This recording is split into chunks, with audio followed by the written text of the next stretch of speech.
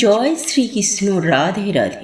নমস্কার বন্ধুরা, সনাতনী পম্পা ইউটিউব চ্যানেলে আপনাদের সকলকে জানাই স্বাগত। আশা করি আপনারা সকলেই ঈশ্বরের কৃপায় ভালো আছেন, সুস্থ আছেন।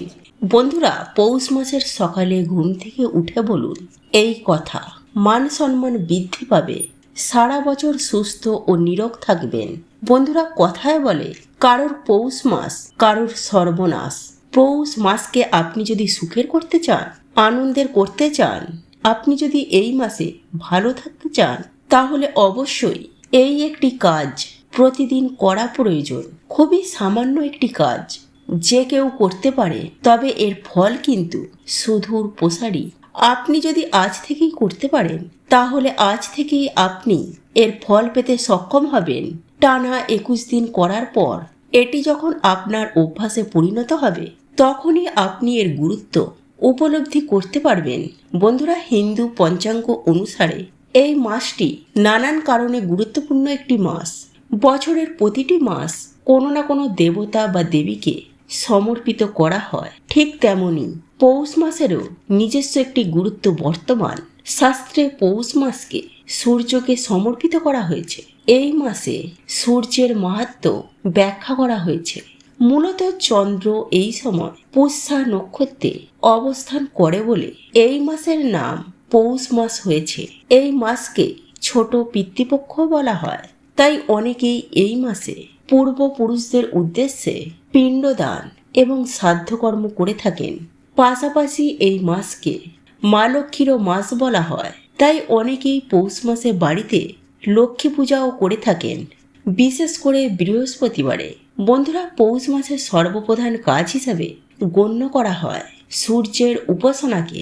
এই মাসে যারা সূর্যের উপাসনা করে থাকেন, তাদের তেজ, শক্তি, বুদ্ধি, বিদ্যা, যশ এবং ধন লাভের পথ প্রশস্ত হয়।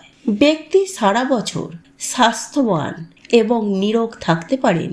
বন্ধুরা, এই বিষয়টি নিশ্চয়ই আপনারা জানেন যে শাস্ত্র মতে আমাদের যে পঞ্চ দেবতার পুজো করা হয়, অর্থাৎ গণেশ, শিব, সূর্য, বিষ্ণু এবং দুর্গা, এই পঞ্চ দেবতার মধ্যে যে দেবতাকে আমরা প্রত্যেক দিনই দর্শন করে থাকি, তিনি হলেন সূর্য দেবতা। সমস্ত শক্তি এবং প্রাণের উৎস হলেন তিনি। এই পৃথিবীর জীবকুল মূলত বেঁচে রয়েছে তারই কৃপায়। সমগ্র বিশ্ব ব্রহ্মাণ্ডে তেজস্বিনী এবং উজ্জ্বলরূপী হলেন সূর্যদেব। জ্যোতিষশাস্ত্র অনুসারে এই সূর্যদেবকে গ্রহরাজ হিসেবে মান্যতা দেয়া হয়েছে। তাই সকল গ্রহের প্রসন্নতার জন্য সূর্যদেবের প্রসন্নতা সব থেকে বেশি আবশ্যিক। যদি সূর্যদেবের কৃপা কোনো ব্যক্তির ওপর না থাকে, সেই ব্যক্তির জীবনে কখনো সফল হতে পারেন না। আর এই পৌষ মাস হলো সব থেকে আদর্শ মাস সূর্যদেবের উপাসনার জন্য। আর সূর্যদেবের উপাসনা আপনি সারা বছর ধরেই করতে পারেন, কিন্তু পৌষ মাসে যদি সূর্যদেবের সঠিকভাবে উপাসনা করে থাকেন, আপনি সারা বছরই সূর্যদেবের কৃপা পেতে সক্ষম হবেন। যদি আপনার জন্ম কুণ্ডলিতে সূর্যদেব দুর্বল স্থানে অবস্থান করেন, তাহলে সেই দোষও কাটিয়ে উঠতে সক্ষম হবেন। যদি পৌষ মাসে আপনি ঘুম থেকে ওঠার পর সূর্যদেবের এইভাবে উপাসনা করে থাকেন, পুরাণ ও মহাকাব্য অনুসারে মহাভারতের কর্ণ এবং রামায়ণের রামও সূর্য দেবতার প্রত্যেক দিনই উপাসনা করতেন এবং তাকে অর্ঘ্য দান করে দিন আরম্ভ শুরু করতেন তারা। বন্ধুরা, সূর্য দেবতার অর্ঘ্যদান জল সামান্যই। 1 ঘটি জলে তিনি সন্তুষ্ট হয়ে থাকেন। তবে এর জন্য বিশেষ পদ্ধতি অনুযায়ী আপনাকে এই জল প্রদান করা প্রয়োজন। সবার প্রথমে যে বিষয়টি আপনাদেরকে করতে হবে, তা হলো এই পৌষ মাসের প্রত্যেক দিন সকালবেলায় সূর্য ওঠার আগে ঘুম থেকে উঠুন। আর আপনি যদি একান্তই সূর্য ওঠার আগে না উঠতে পারেন, তাহলে চেষ্টা করুন যতটা তাড়াতাড়ি সম্ভব ঘুম থেকে ওঠা যায়। এবং অতি অবশ্যই প্রত্যেক দিনই একটি নির্দিষ্ট সময়ে ঘুম থেকে উঠুন। ঘুম থেকে ওঠার পর স্নান পর্ব সেরে নিন।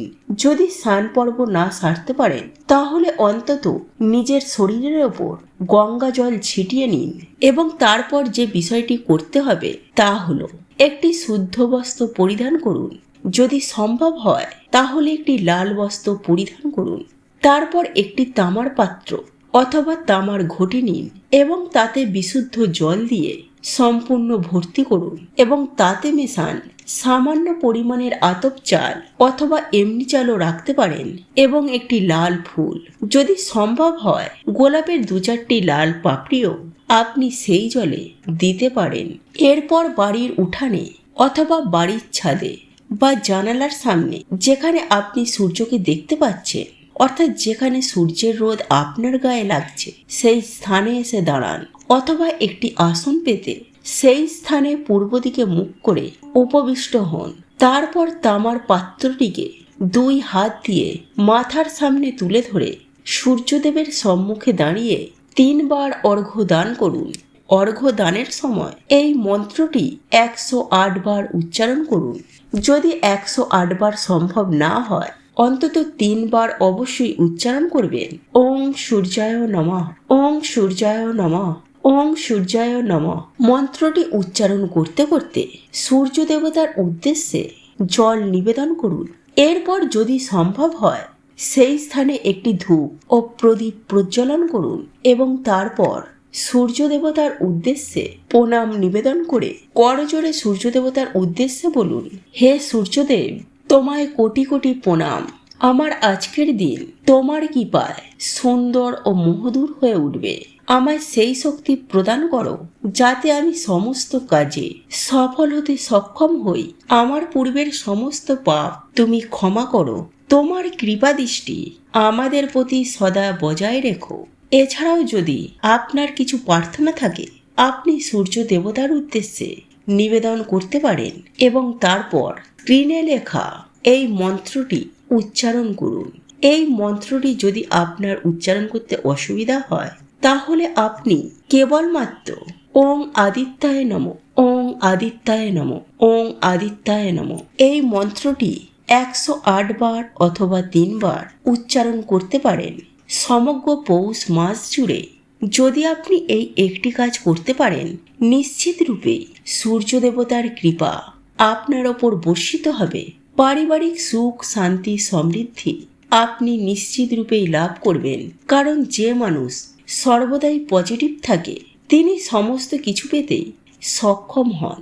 তবে সূর্য পূজার সময় বা সূর্যদেবের উপাসনার সময় কখনোই কিন্তু স্নান না করে বা গঙ্গা জল না ছিটিয়ে সূর্যা পুজো করবেন না এবং অর্ঘ্য দানের সময় পবিত্র জল যেন আপনার পায়ে না পড়ে সেই বিষয়টিও খেয়াল রাখবেন। তামার পাত্র ছাড়া অন্য পাত্রে সূর্য পুজো করা উচিত নয়। প্রয়োজনে আপনি হাতেও অর্ঘ্য দান করতে পারেন এবং অর্ঘ্য দানের সময় চিনি বা মিষ্টান্ন কিছু দ্রব্য মেশাবেন না। যদি অর্ঘ্য দানের সময় সূর্যদেব মেঘাচ্ছন্ন থাকেন তবুও অর্ঘ্য দান সম্পূর্ণ করবেন। সমগ্র পৌষ মাস জুড়ে যদি আপনি এই কাজটি করতে পারেন দেখবেন সূর্যদেবের কৃপায় আপনি সব কিছুই পাবেন। আশা করি ভিডিওটি থেকে কিছুটা হলেও সমৃদ্ধি পেতে পেরেছেন। ভালো লাগলে লাইক করবেন, শেয়ার করবেন এবং কোনো প্রশ্ন বা মতামত থাকলে কমেন্টে অবশ্যই লিখে জানাবেন। বন্ধুরা, আপনারা ভালো থাকবেন, সুস্থ থাকবেন। আজকের মতো ভিডিওটি এখানেই শেষ করলাম।